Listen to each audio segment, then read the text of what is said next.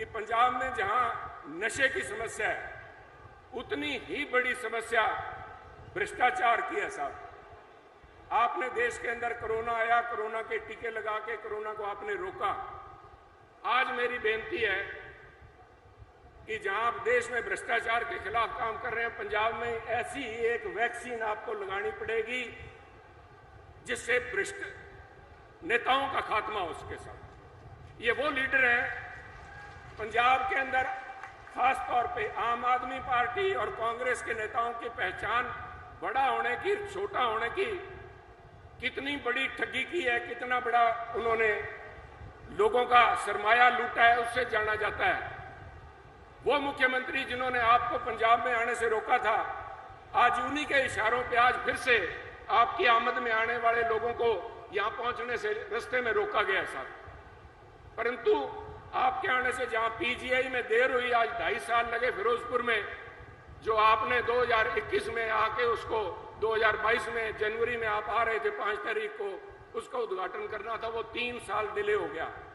परंतु आज ये दुआबे की धरती, जहां हर एक घर एनआरआई नहीं बोलता, मैं उन्हें बोलता हूं, वो सारे देश के एम्बेसडर्स हैं साहब। वो आपके देश की संस्कृति, हमारे पंजाब की भाईचारक सांझ और देश को बुलंद करने वाले लोग, पंजाब के जो बाहर बैठे हमारे साथी, वो सभी भारत के एम्बेसडर्स हैं। और उनके साथ यहाँ पे लोगों की आकांक्षाएं भी बढ़ी हैं, क्योंकि उनके वहाँ बाहर उन्होंने जो देखा है, उसके चलते मैं आपसे एक बेनती करूंगा, शिक्षा के इस केंद्र के अंदर, इस दुआबे के अंदर, हमें बाबा साहब अम्बेडकर के नाम पे इस तीसरे कार्यकाल में एक बहुत ही बढ़िया हायर एजुकेशन के लिए यूनिवर्सिटी आप दीजिए, इस उम्मीद के साथ कि आप भ्रष्टाचार का टीका भी लगाएंगे। और यहाँ पे हायर एजुकेशन के लिए, क्योंकि हुआ क्या है, आपका जो पैसा आ रहा है पोस्ट मैट्रिक स्कॉलरशिप के लिए, उसमें भी नहीं बख्शा गया साहब। ये भ्रष्ट लोग जो हैं, इनका टीका लगे, इस इलाके की तरक्की हो, पंजाब की तरक्की हो। इसी कामना के साथ आज पंजाब आपके साथ खड़ा है, आशा की उम्मीद से देख रहा है। पंजाब में अमन शांति, लॉ एंड ऑर्डर, उसके लिए आज बीजेपी को देख रहे हैं, आपको देख रहे हैं। मैं आपसे, आपके माध्यम से अपील करना चाहूंगा पंजाब की जनता को कि अगर कानून व्यवस्था, अपनी जान माल की सुरक्षा करनी है, अपनी इज्जत, अपनी बहू बेटियों की इज्जत सुरक्षित रखनी है, तो बीजेपी की माननीय प्रधानमंत्री के नेतृत्व में ज्यादा से ज्यादा 1 तारीख को बीजेपी के कमल पे बटन दबाएं और प्रधानमंत्री जी को तीसरी दफा प्रधानमंत्री बनाने का मौका दें। जय हिंद।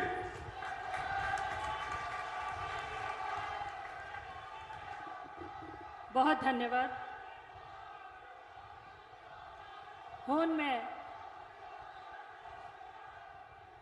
भारत धरा के लिए अपना तन मन समर्पित करने का भाव लिए त्याग की प्रतिमूर्ति, निश्चल राष्ट्र की गौरव गाथा के सूत्रधार, मां भारती के पुत्र, भारत के यशस्वी प्रधानमंत्री श्री नरेंद्र मोदी जी हम सबका मार्गदर्शन करेंगे।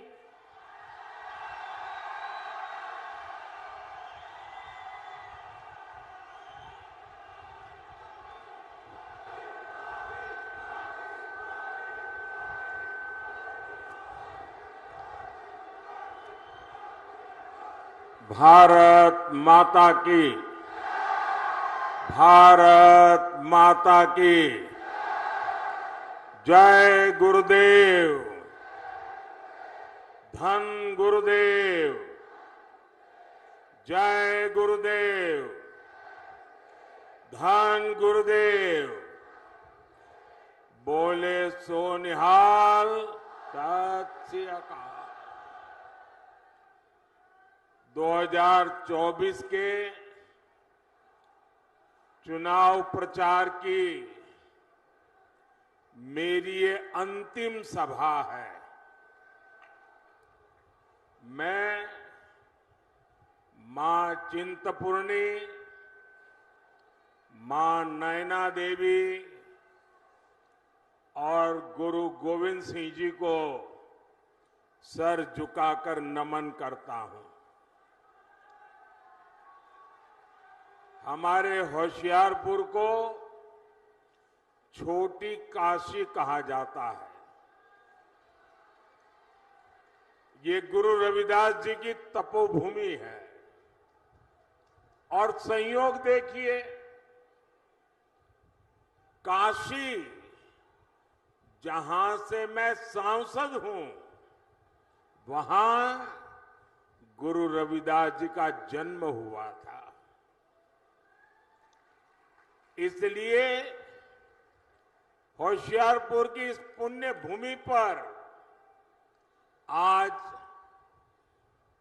चुनाव अभियान का समापन होना मेरे लिए अपने आप में सौभाग्य से कम नहीं है। भाई और बहनों, गुरु रविदास जी कहते थे, मन चंगा तो कठौती में गंगा। मैं भी पूरे ईमानदार मन से देश की सेवा में जुटा हुआ हूं और इसलिए जनता का आशीर्वाद भी मेरे साथ है। मैं देश भर में जाकर के आया हूं। जनता जनार्दन ने तीसरी बार मोदी सरकार बनाना पक्का कर लिया है।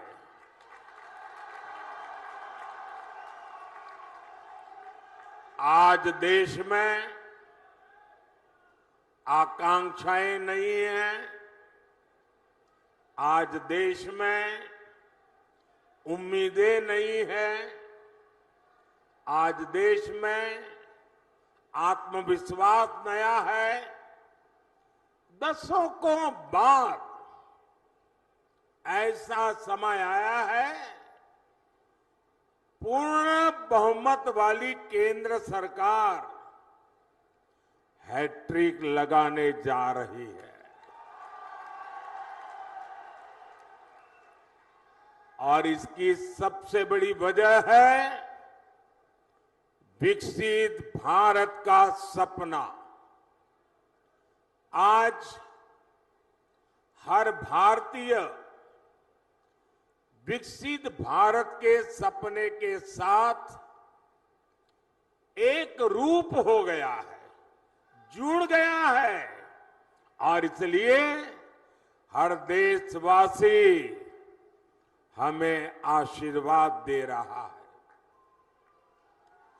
साथियों, आपको याद होगा, मैंने लाल किले से कहा था, यही समय है, सही समय है।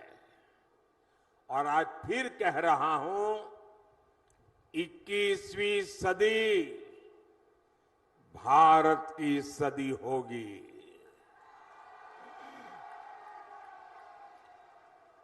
पिछले 10 साल में भारत ने जो विकास करके दिखाया है, वो अभूतपूर्व रहा है। आज जब पंजाब के लोग, दूसरे राज्यों के लोग विदेश जाते हैं तो खुद देखते हैं कि वहां भारत और भारतीयों की इज्जत कितनी बढ़ गई है। जब देश में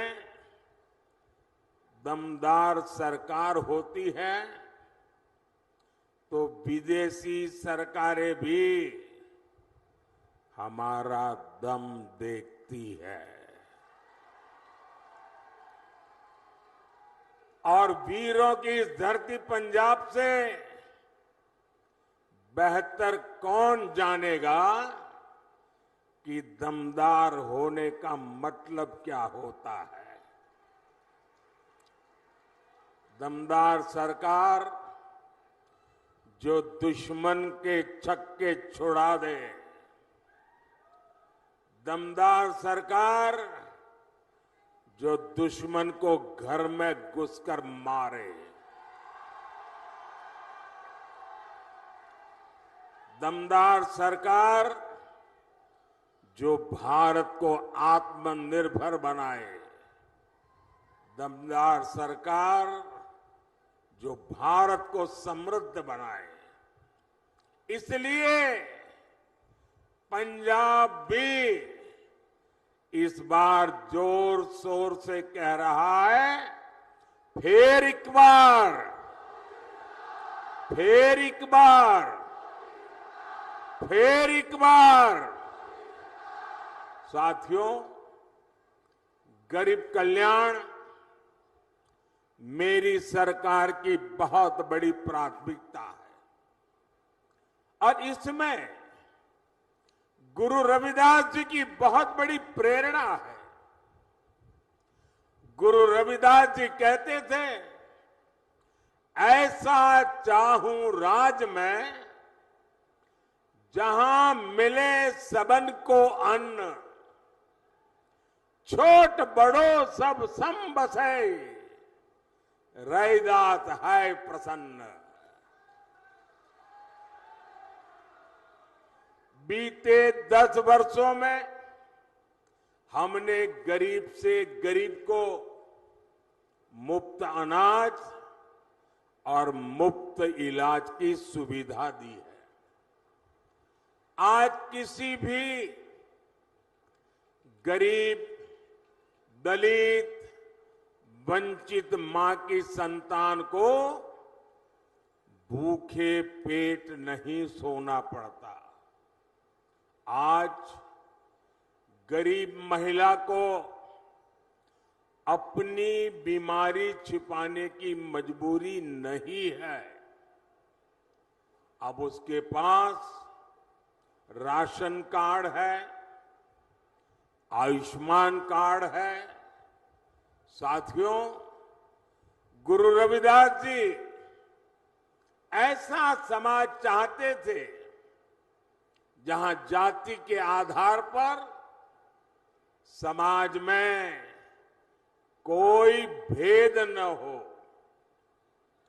उन्होंने कहा था, जाति जाति में जाति है, जो केतन के पात, रैदास मनुष्य ना जुड़ सके, जब तक जाति न जात। आज मोदी सरकार की योजनाओं का लाभ बिना भेदभाव सभी को मिल रहा है। सभी को पक्का घर मिला, बिना भेदभाव सभी को मुफ्त गैस कनेक्शन दिए मिला, बिना भेदभाव सभी को शौचालय मिला, बिना भेदभाव सभी को बिजली कनेक्शन मिला, बिना भेदभाव ऐसी योजनाओं ने गरीब और दलित के लिए स्वाभिमान से जीना संभव किया है। यही तो गुरु रविदास जी की सीख है। यही सबका साथ, सबका विकास हमारा सुशासन का मंत्र है। रविदास जी ने यह भी कहा है, 100 बरस लौ जगत में ही, जीवत रही करू काम, रैदास कर्म ही धर्म है, कर्म करहू निह काम। अर्थात 100 वर्ष का जीवन हो तो भी पूरे जीवन हमें काम करना चाहिए।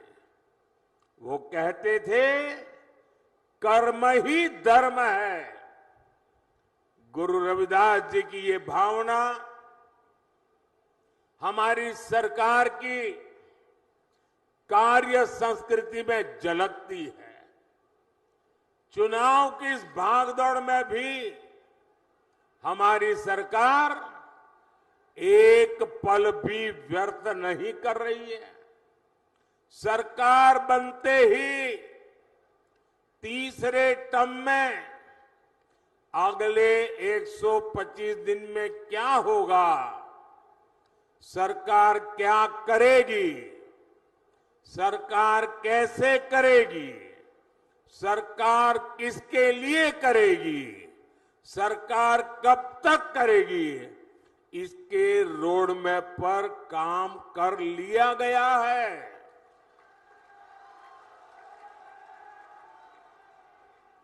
इसमें भी 25 दिन विशेष तौर पर युवाओं के लिए केंद्रित किए गए हैं। अगले 5 साल में कौन से बड़े निर्णय लेने हैं, इसकी भी रूपरेखा खींची जा चुकी है। अगले 25 साल के विजन पर भी हमारी सरकार तेजी से आगे बढ़ रही है।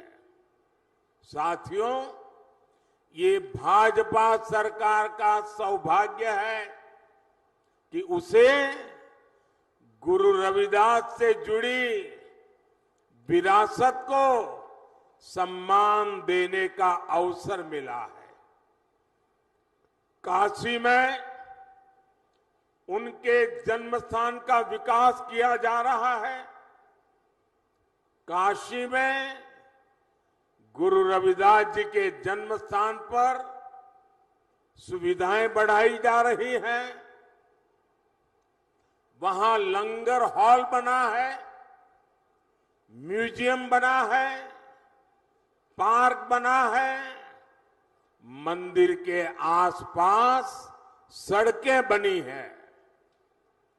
कोशिश यही है कि आप लोग जब यहां से काशी आए तो आपको वहां परेशानी न हो।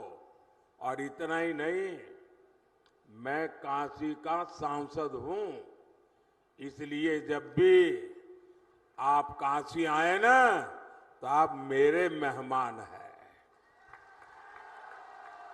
और मैं मेहमान नवाजी में कोई कमी नहीं रखता हूं।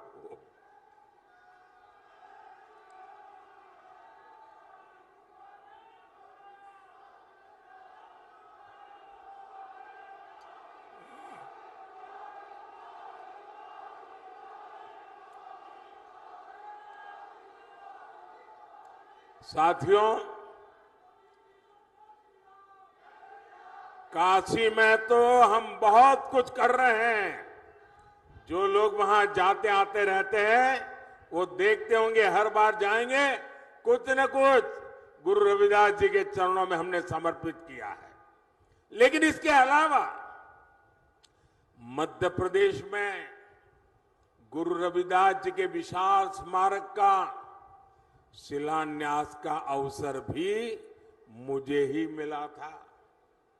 वहां मध्य प्रदेश में भाजपा सरकार है और वो कार्यक्रम ऐसा हुआ, हजारों गांवों की मिट्टी और देश की सैकड़ों नदियों के जल एकत्रित करके गुरु रविदास जी का भव्य स्मारक मंदिर वहां बनाया जा रहा है। भोपाल में ग्लोबल स्किल पार्क का नाम भी गुरु रविदास जी के नाम पर रखा गया है।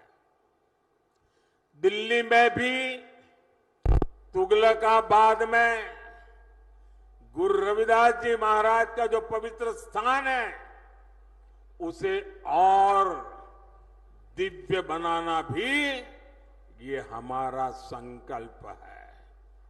इसके लिए सुप्रीम कोर्ट से जमीन की विशेष मंजूरी भी ले ली गई है।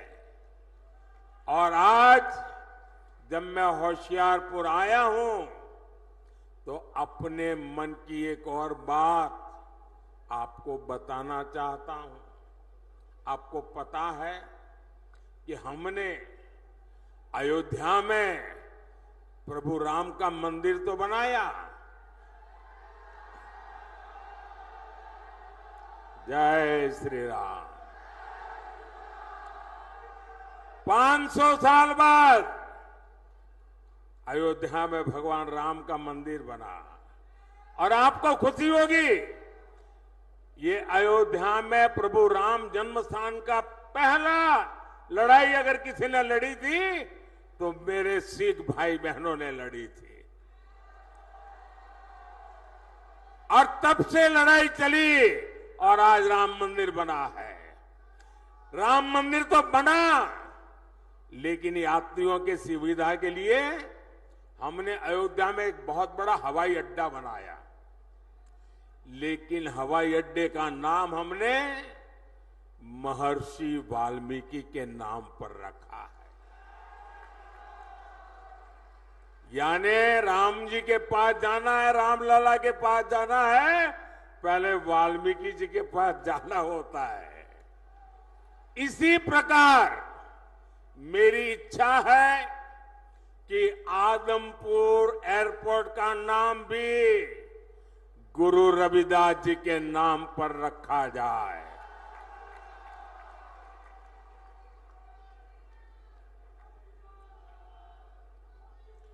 सरकार बनने के बाद इस दिशा में तेजी से काम किया जाएगा।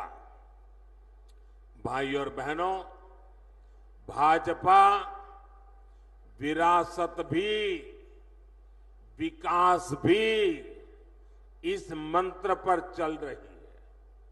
आपने देखा है, जब अफगानिस्तान में संकट आया, वहां पर हमारे जो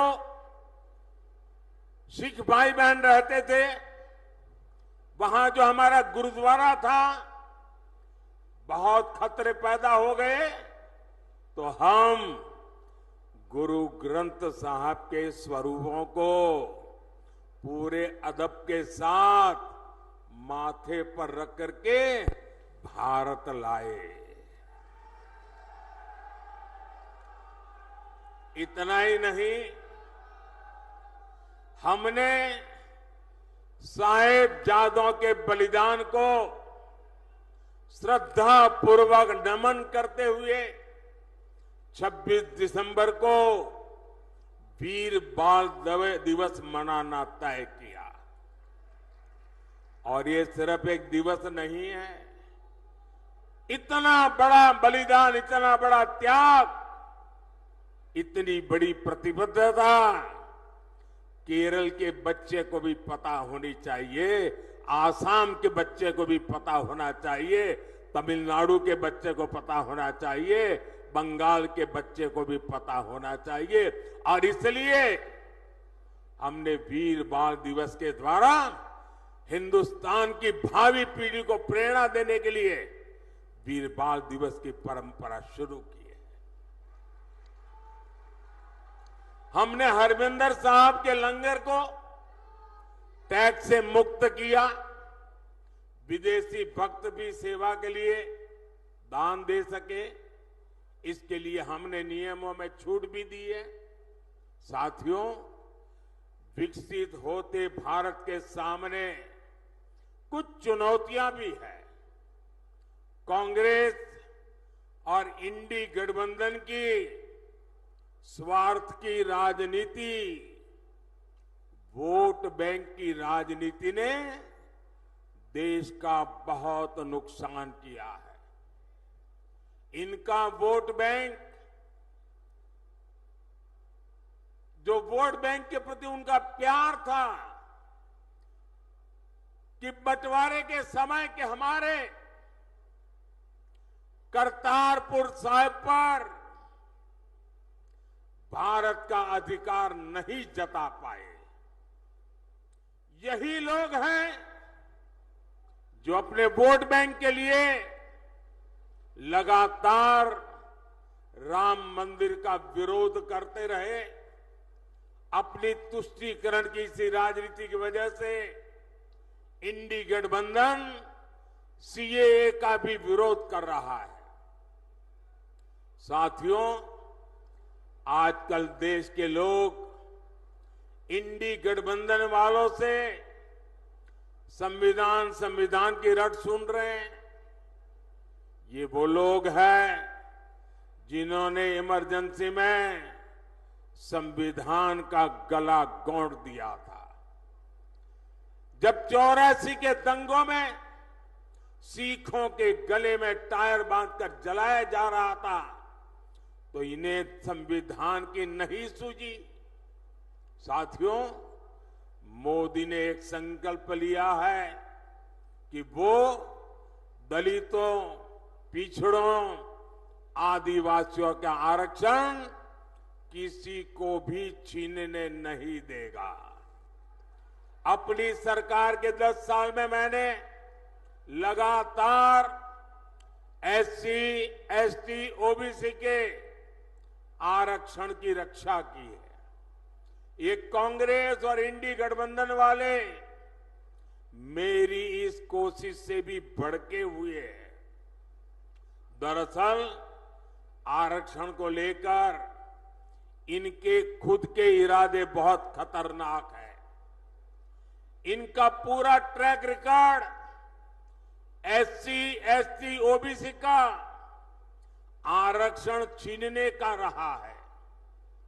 सरकारी नौकरी में धर्म के आधार पर आरक्षण हो, स्पोर्ट्स में, सरकारी टेंडर में धर्म के आधार पर आरक्षण हो, यूनिवर्सिटी के दाखले में धर्म के आधार पर आरक्षण हो, ये संविधान की भावना का, बाबा साहब आंबेडकर की भावना का अपमान कर रहे हैं।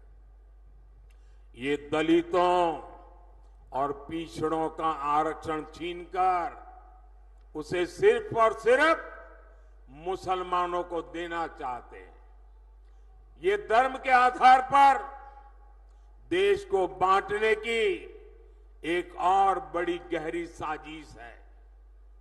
2024 के इस चुनाव अभियान में मोदी ने इनकी इस सबसे बड़ी साजिश से पर्दा उठा दिया है, उनको बेनकाब कर दिया है और इसलिए बौखलाए हुए हैं और लगातार मोदी को नई नई गालियां देते रहते हैं।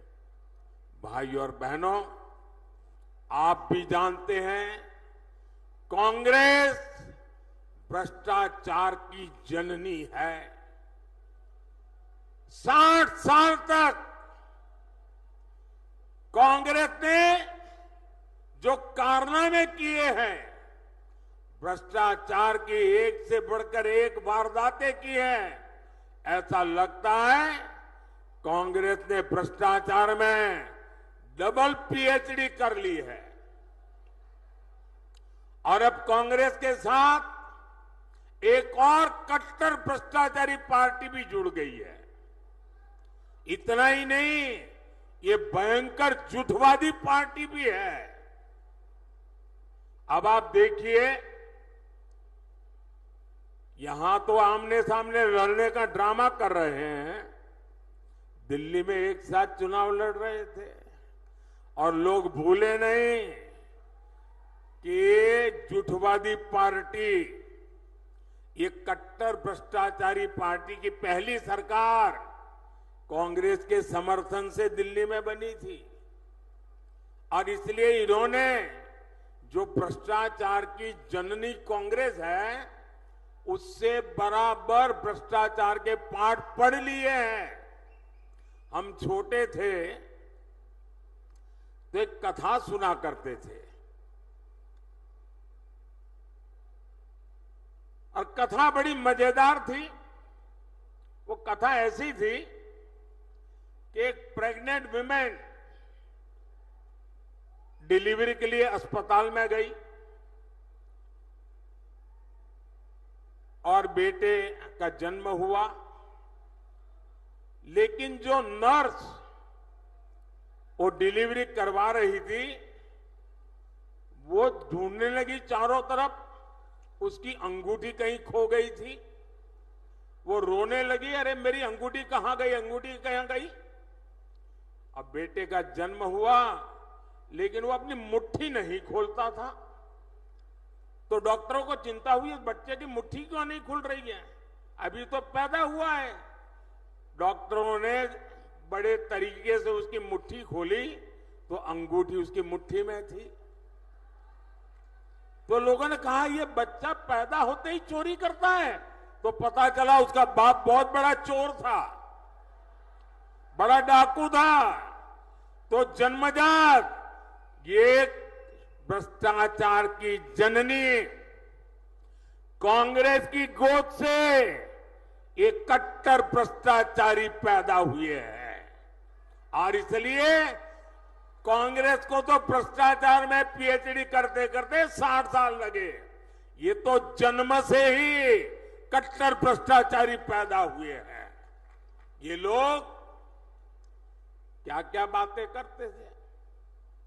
कहते थे पंजाब को नशा मुक्त करेंगे, और नशा मुक्त के इतने भाषण किए, पूरे पंजाब को बदनाम करने वाली उड़ता पंजाब फिल्में बनाई थी, चारों तरफ बदनामी की थी।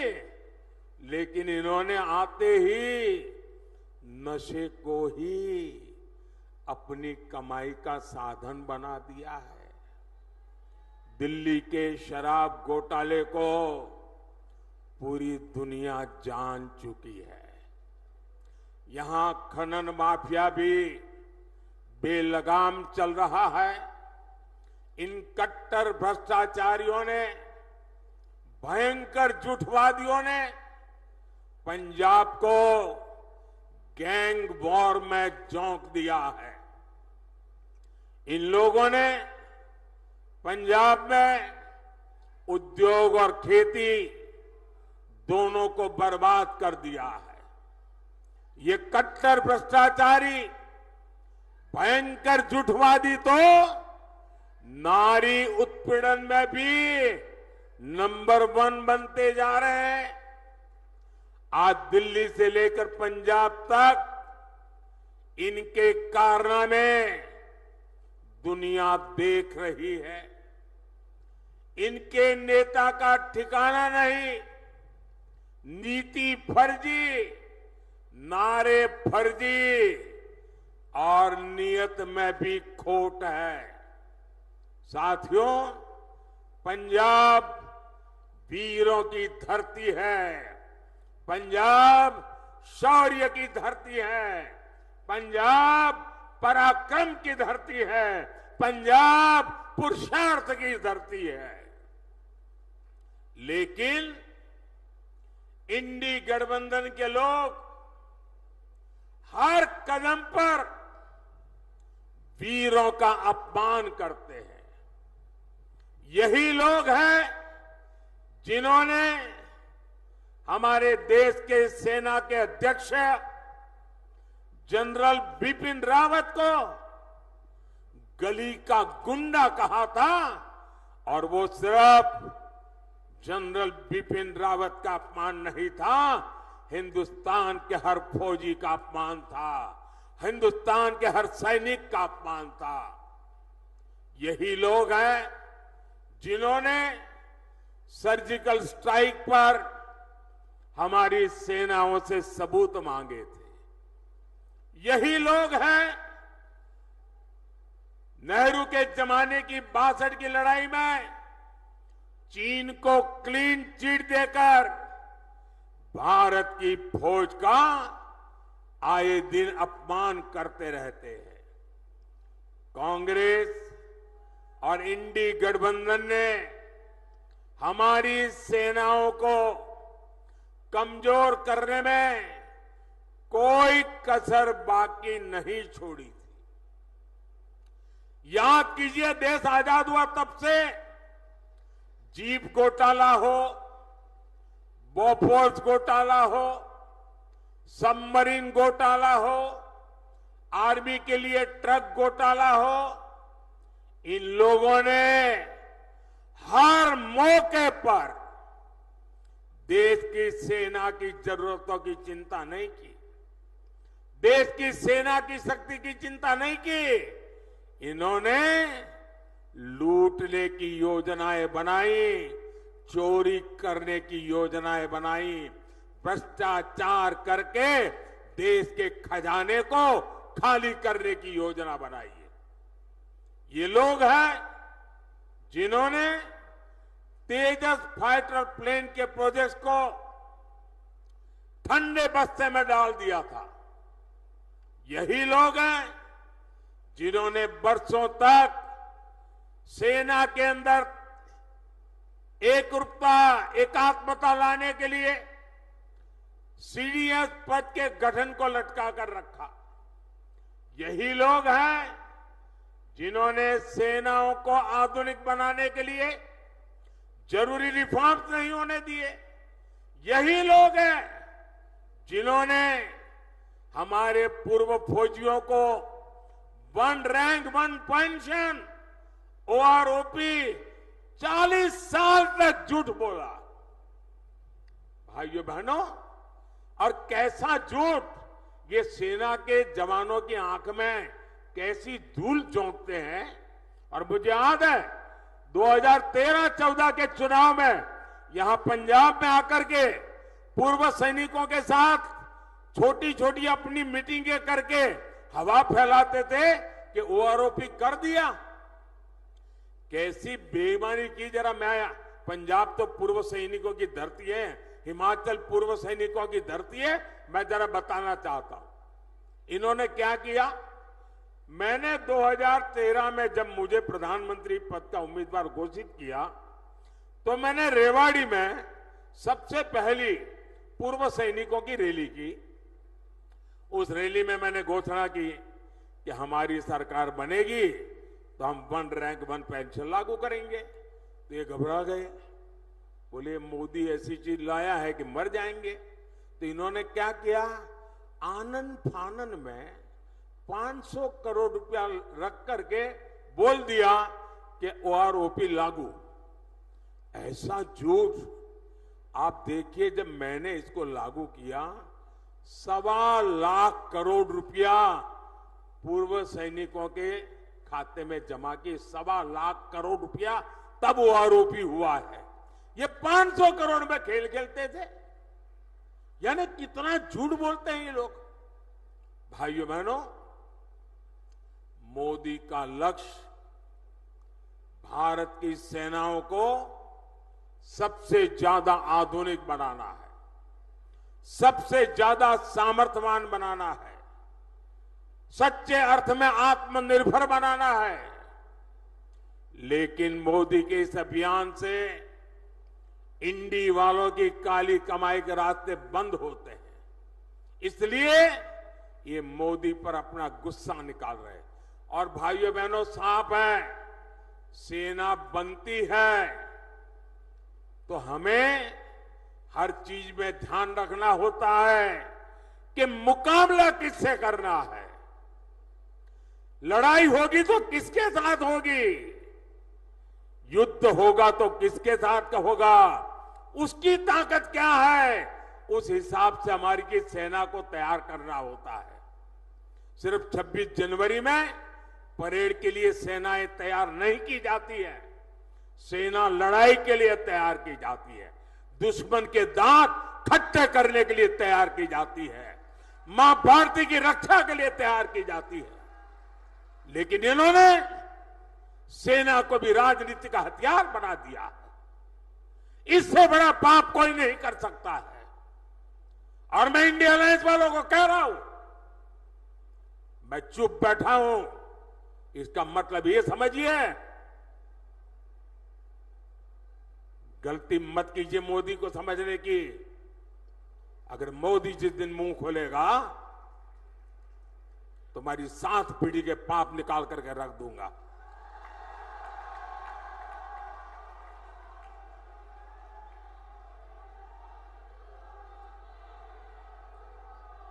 आपको मोदी को जितनी गालियां दे दीजिए, लेकिन मेरे देश की सेना का अपमान ये मोदी नहीं सहन करेगा।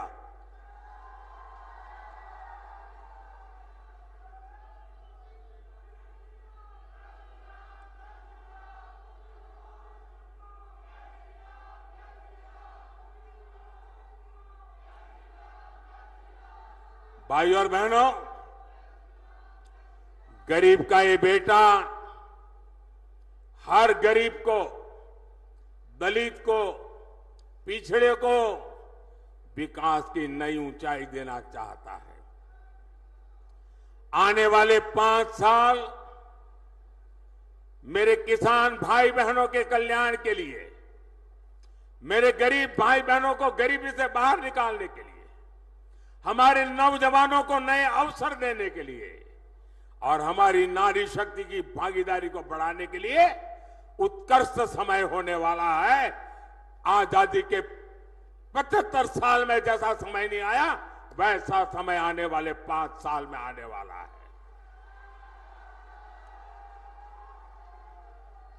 और इसलिए चुनाव की मेरी आखिरी सभा में गुरु रविदास जी की पवित्र भूमि से,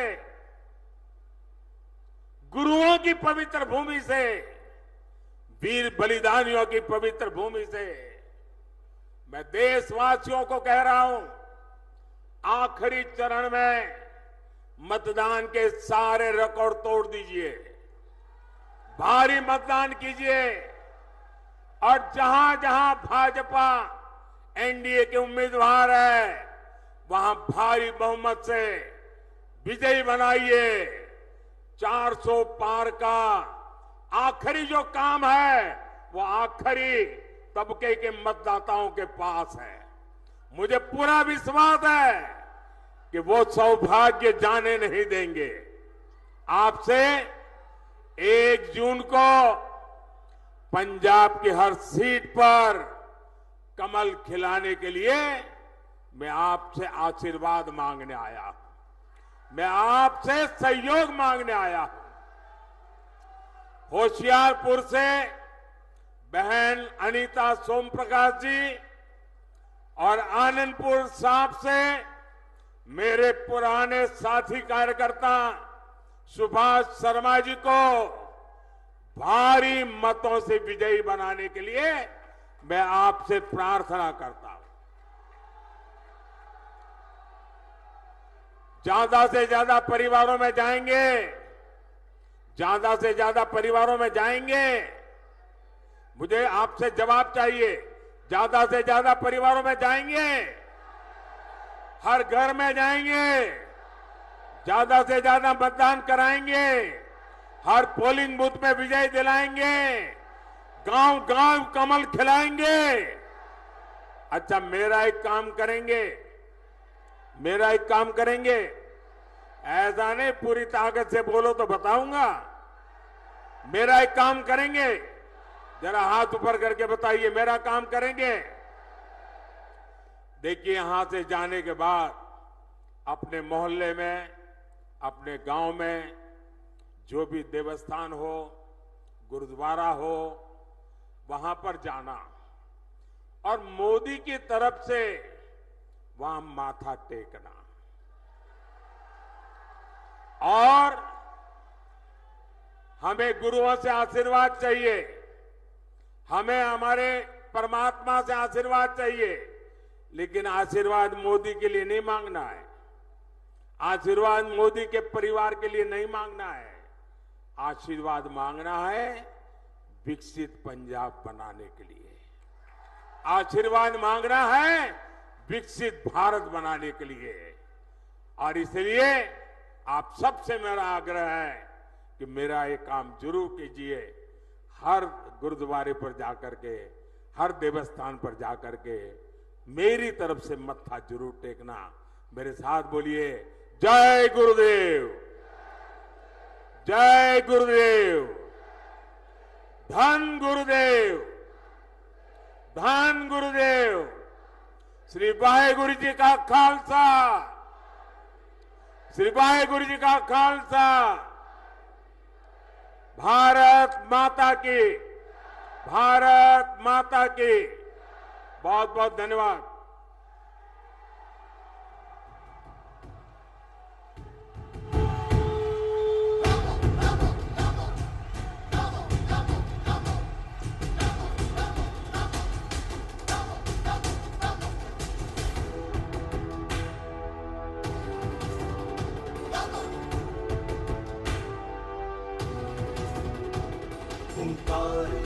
भरो भरो धरा का हित करो करो पाप से लड़ो लड़ो आगे तुम बढ़ो बढ़ो नमो नमो नमो नमो नमो नमो नमो